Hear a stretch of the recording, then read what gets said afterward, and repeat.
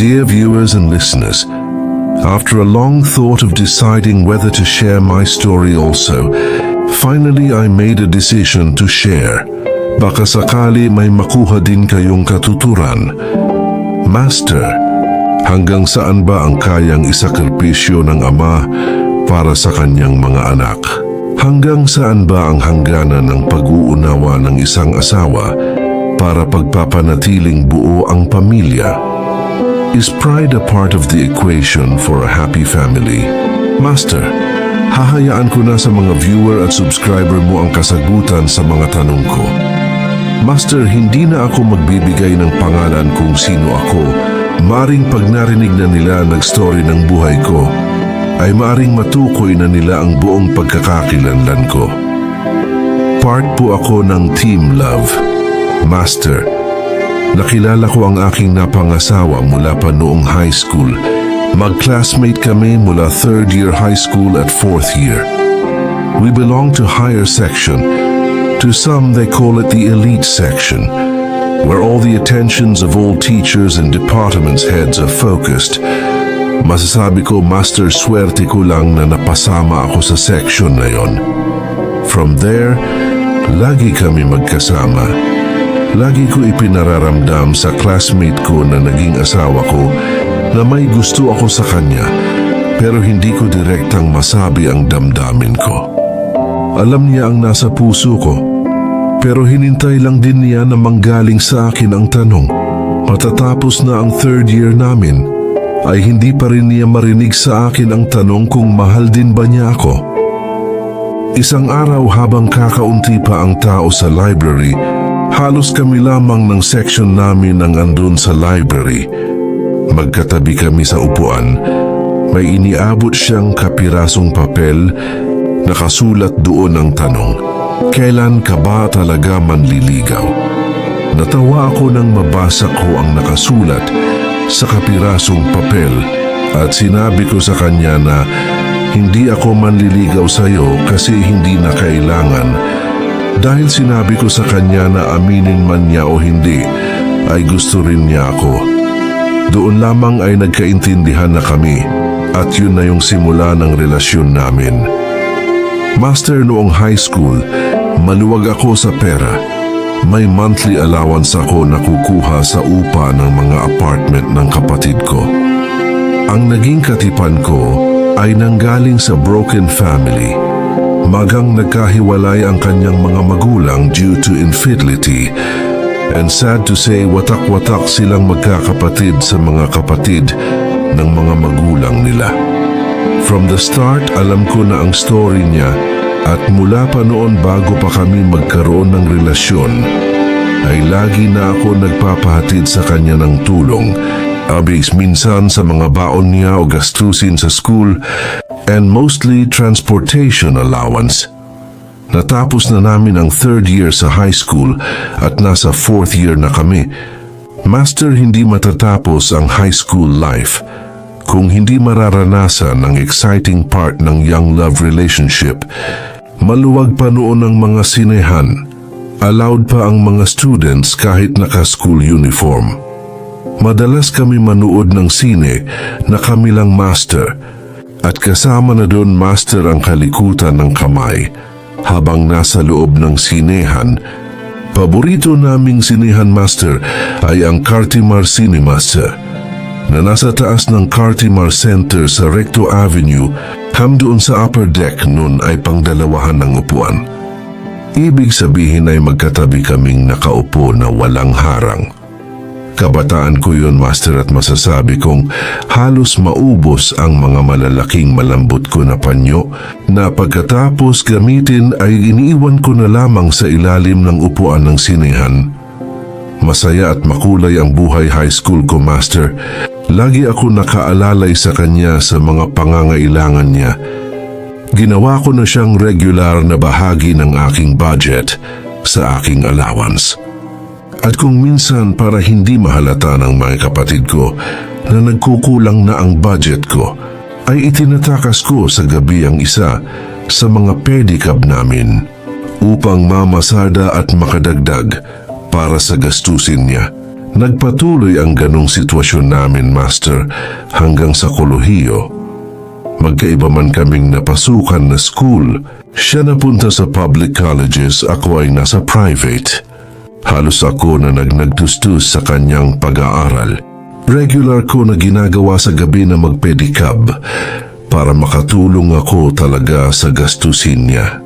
2 years lang kinuha kong kurso sa college, samantalang siya ay 4. Mas nauna ako nakatapos sa kanya at nakapag-work agad ako. Dahil sa may work na ako ay nabawasan ang oras ko sa kanya. Wala pa noong time na yon ng cellphone, kaya wala kami way of communication maliban kung personal kami magkikita. Hindi ko sinadya, Master, na nahilig ako sa aking work na napasukan at dumalang ang pagdalaw ko sa kanya. Pero pag ako'y dumalaw ay hindi ko kinakalimutan ang obligasyon ko sa kanya. Pero bukod pala doon ay may malaki na ako pagkukulang. Hinahanap na niya ang personal kong pag-aalaga, ang init ng pagmamahal, at halos hindi na nagagawang paggamit ng panyo sa sinehan, ang pagkain ng ice cream ng walang kutsara. Lahat pala iyon, Master, ay hinahanap-hanap niya. Hindi ko na malayan na tumatagal na pala kami na ganun ang sitwasyon. Hanggang dumating ang panahon na parang matamlay na ang pakikitungo niya sa akin, humingi naman ako ng paumanhin kung hindi ko na siya madalas masundo sa school. Tentative Kiboy, doon pala magsisimula ang problema namin, Master. Tumabang na ang pakikitungo niya sa akin.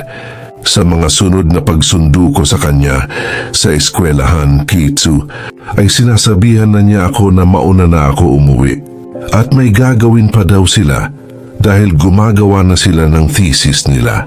Naulit pa ng ilang beses ang ganun at nagtataka na ako hanggang sa isang pagsundo ko sa kanya ay ganun uli ang ginawa niya.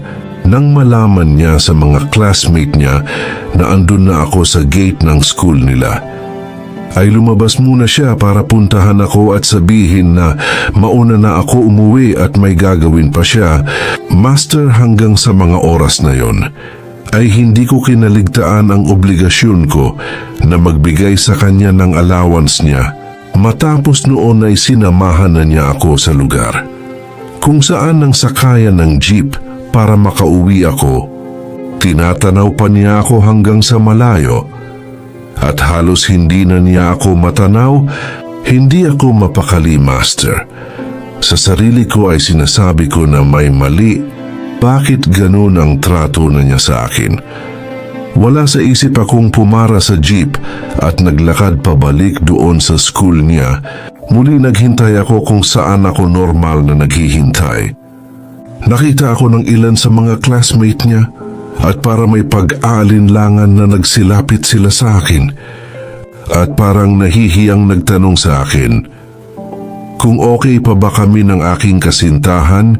Nagulat ako sa aking narinig kaya pinalinaw ko ang tanong ng mga classmate niya. Master, karamihan sa mga classmate niya ay malapit na rin ang loob ko. Dahil nga sa madalas dati kaming magkakasma sa mga outing ng klase nila.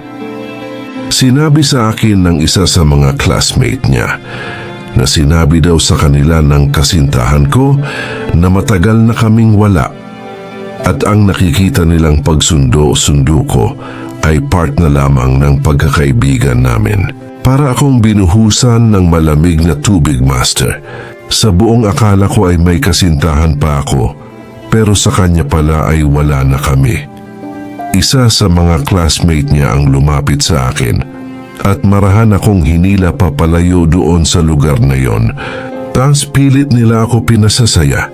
Pilit nila ako nililibang. Kaya pala nila ginawa na ilayo ako, Master, doon. Ay dumating na pala ang bagong kasintahan ng kasintahan ko. Bagaman nakita ng bagong kasintahan ko ang mga classmate ng kasintahan niya, ay hindi naman niya ako kilala kaya hindi siya naalarma.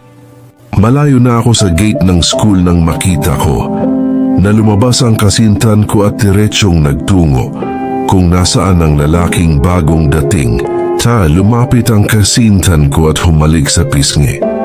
Feeling ko lumaki ang ulo ko, Master. Parang sasabog ang ulo ko.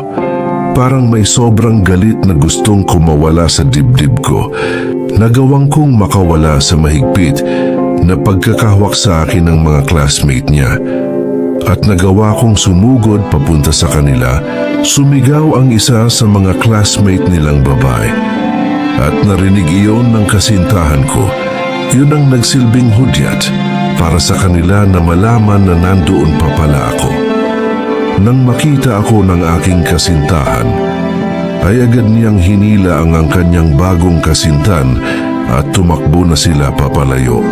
Muli ay napalibutan ako ng mga classmate niya at pilit nila ako pinapayapa.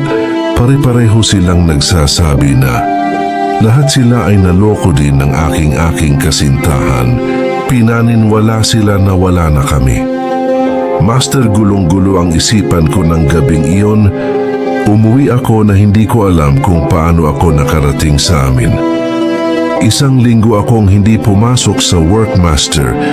Nawalan talaga ako ng gana pa mag-work. Hindi ko na inisip kung matanggal ako sa work. Muli ay nagsubok ako na sumundo sa kasintahan ko uli. Pero sinabi sa akin ng mga classmate niya na hindi na daw doon sumusundo ang kasintahan ng kasintahan ko at hindi na rin daw sila nag-uusap ng mga classmate nila dahil sa ginawang panloloko sa kanila. Hindi ako nagpabaya. Kinausap ko ang nanay ng kasintahan ko upang mamagitan sa amin at magkausap kaming muli. Pero hindi na talaga ako binigyan ng pagkakataon at hindi na nagpakita sa akin. Hindi na nga ako binigyan ng pagkakataon na magkausap pa kami. Tuluyan na ako iniwasan at hindi rin nagsabi sa kanyang ina kung ano ang dahilan ng aming gulo. Dumaan ang mahabang panahon, nakalimot na ako sa kanya. Nagpatuloy ako sa buhay ko at nalibang tuluyan sa work ko. Dumaan ang mahigit 2 taon, meron na akong bagong kasintan. Nagsimula na ako ng bagong buhay, bagong pangarap. Mas okay na ako sa aking work. Nagplano na kami ng aking bagong kasintahan na magpakasal. Maghihintay na lamang kami ng tamang panahon para magsabi sa aming mga magulang. Isang gabi habang papauwi ako nang malapit na ako sa bahay namin, ay may isang babae ang tumawag sa akin sa medyo madilim na lugar. Bigla ko naisip na pamilyar ang boses na yon. Pero pilit ko sinabi sa sarili ko na imposible na andun ang may-ari ng boses na yon. Naulit ang pagtawag sa pangalan ko. At ngayon sigurado ako na siya nga iyon dahil si Inaskiwa. Lumapit ako nakita ko nga siya. Ang dati kong kasintahan, medyo payat at halatang magulo ang isipan. Sinabi niya na ilang araw na daw niya akong inaabangan tuwing gabi. Nais daw niya akong makausap. Sinunubukan ko siya na yayain sa bahay namin upang doon makapag-usap pero tumanggi siya. Bagkus siya ang nagyaya sa bahay ng ate niya sa Navotas. Sumama ako sa kanya sa Navotas. At doon nalaman ko na nagdadalang tao daw siya. At gusto lang daw niya may makausap. Nakita ko na may nakabalot sa bahagi ng pulso niya. Ang may marka pa ng dugo. Napag-alaman ko na nagtangka pala siya kitlin ang buhay niya. Dahil tinakbuhan siya ng kasintahan niyang malamang nagdadalang tao siya. Hindi ko na iwasang magalit sa kanya sa ginawa niyang pagsubok na pagpapatiwakal. Hindi ko na iwasan sabihin sa kanya na ayusin na niya buhay niya. Dahil naayos ko na ang buhay ko mula nang umalis siya. Hindi niya nagustuhan ang takbo ng aming usapan at doon ay galit niya akong pinaalis ng bahay ng kapatid niya. Bagaman nag-aalala ako sa kanya, ay wala ako nagawa kundi umalis doon. Muli dumaan ang mahabang taon. Lumipas na pala ang 1 taon Habang isang gabi papauwi ako sa amin, muli ko narinig ang tinig na matagal ko hindi narinig. Tinawag niya muli ang pangalan ko. Gulat man ako sa nakita ko na nandoon siya. Pinairal ko ang tamang asal. Maayos ko siyang kinausap.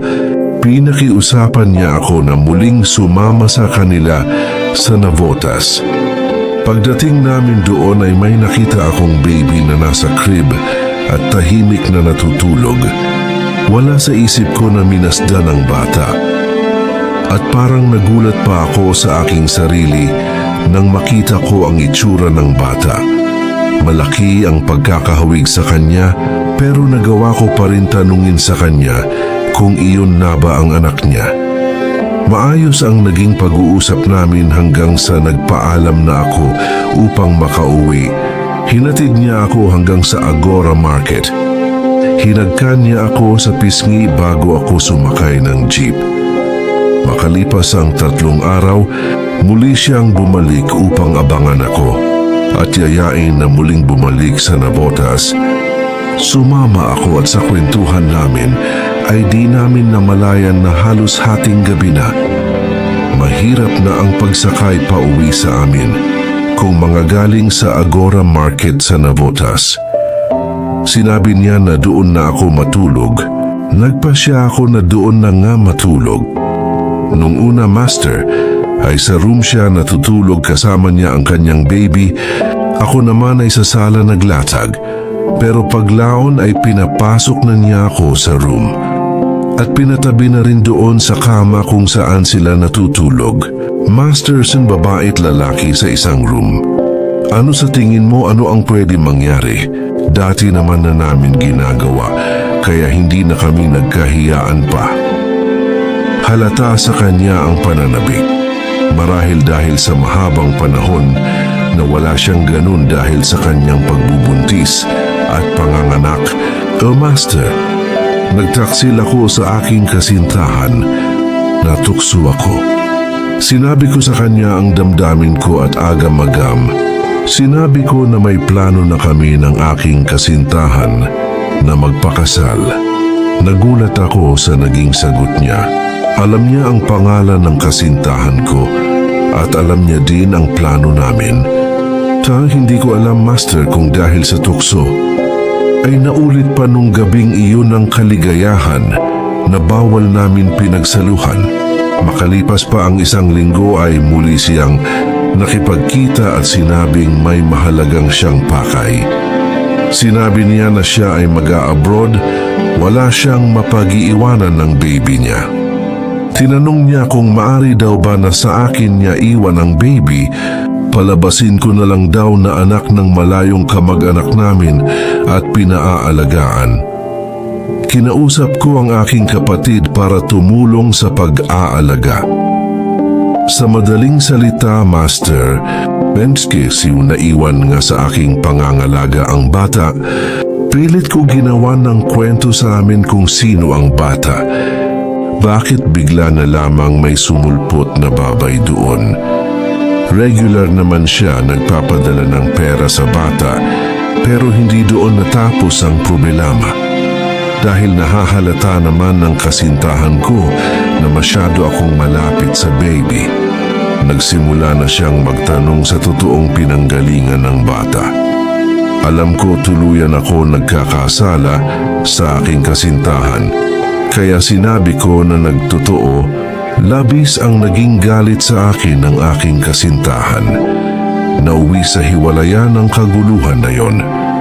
Pinilit ko na kasuwapin ang aking kasintahan, ngunit tulad ng inaasahan dahil sa aking pagtataksil, tuluyan na kaming nagkahiwalay. Hindi ko ibinalita sa ina ng bata ang bagong kaganapan sa akin. Nagpatuloy ako sa pangangalaga sa bata. Hanggang dumating ang panahon na uuwi na ang ina ng bata. Nagulat ako nang sinabi ng dating kasintahan ko na sa akin siya daw tutuloy sa pag-uwi niya at ganun nga ang nangyari. Dumating siya at tumuloy sa akin. Naiiwan siya sa bahay namin kung nasa trabaho ako. Nagtatabi kami sa pagtulog. at natural na may nangyayari. Hindi na ako nakatiis at ako na ang nagtanong sa tunay na kalagayan namin. Sinabi niya na hayaan na lamang daw muna namin kung saan kami dadalhin ng ganun kapalaran. Hindi nagtagal, Master, ay nagdalang tao siya. Ayaw ko na lumaki ang bata na walang pangalan na dadalhin. Nagpakasal kami, nagsama, hanggang magkaroon pa ng 3 anak. Dahil sa takbo ng panahon, nagpasya uli siya na bumalik sa abroad. Okay naman nung simula pero napansin ko ang pagbabago. Hindi ko pa naranasan sa buong buhay ko na makita siya na nag 2-piece bathing suit sa paliligo sa beach, pero sa nakita ko na picture na pinadala niya sa amin ay nabahala talaga ako. Nakita ko rin may lalaki na madalas niya kasama sa mga picture nila. May picture na nakakandong siya sa lalaki habang naka-bathing suit sa isang beach.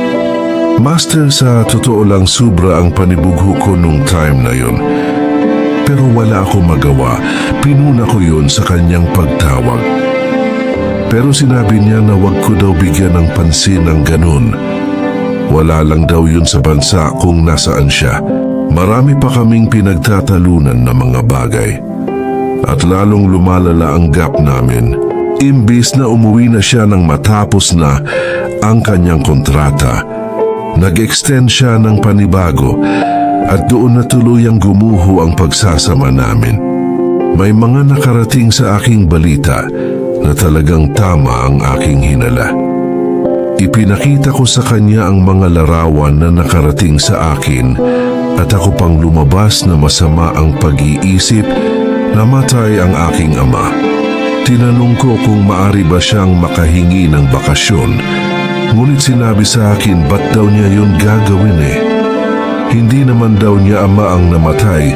Doon na tuluyan na puto lang ang pagpapasensya ko. Sinabi ko na malaya na siya na gawin ang gusto niya sa buhay. At huwag siya mag-alala sa mga anak namin dahil hindi ko ihihingi sa kanya ng tulong. Sinabi ko rin na huwag niya isipin na paghiwa-hiwalayin ang mga bata, ako ang mangangalaga. Nagdaan ng 10 taon na ganun ang sitwasyon namin. Kami ng mga anak ko ang namuhay ng tahimik. 22, dumanas kami ng aking mga anak ng pagsubok. Das Bati Mati Santa de Wanda, talabas mga pagkakataon na sabay-sabay nagkasakit ang mga bata. Hindi kami nakakabiyad sa mga gastusin sa school. Napilitan ako ilipat ang 3 sa 4 kong anak sa public school. Naransan namin na magsaing sa di-uling nakalan dahil naubusan kami ng LPG. Naranasan din namin na maputulan ng kuryente. Pero lahat ng yun ay napagdaanan namin ng mga anak ko. Isa-isa nakatapos ang aking mga anak sa kolehiyo. Doon pa lang nagparamdam ang asawa ko. Sinabi ko sa mga anak ko, matagal ng panahon ang lumipas. Napatawad ko na ang kanilang ina at hindi ko sila pipigilan. Master, eksaktong 15 taon muli akong umibig sa isang babae, may 2 anak na maaga na byuda. Bagaman muli akong umibig, pero hindi ko maisantabi ang mga nagdaan sa buhay ko. Parang takot na uli akong lubusang magtiwala. Pero dahil sa nakikita kong maayos na buhay ng mga anak ko at sa malayang pagpayag ng aking mga anak, hinayaan ko ang aking sarili na magmahal muli. Nakilala ang isang babae na maaga na nawala ng asawa dahil sa sakit ng kanyang asawa. Itinaguyod niya ang pagtaguyod sa pagkalinga sa 2 niyang anak. Nakita ko ang dedikasyon niya na maitaguyod niya ang kanyang mga anak. Hindi nagtagal ay nagtiwala din sa akin ang babae na ito. Sinabi ko na handa akong tanggapin din ang kanyang mga anak. Nagsama kami. Master, muli ay naranasan ko ang pag-aalaga ng isang mabuting babae, ng isang baabe na maituturing na mabuting asawa. Lahat ng pagpapahalaga ko dati sa mga naunang babae sa buhay ko at pangangalaga ay mas hinigitan ko ang pagmamahal. Sa edad kong eto, Master, wala na akong hahanapin sa baabing kinaksama ko ngayon. Bagaman hindi ko siya mapapakasalan, batid namin na hindi magtatapos sa papel ang buong kahulugan ng pagmamahalan namin. Maayos kaming nagsasama.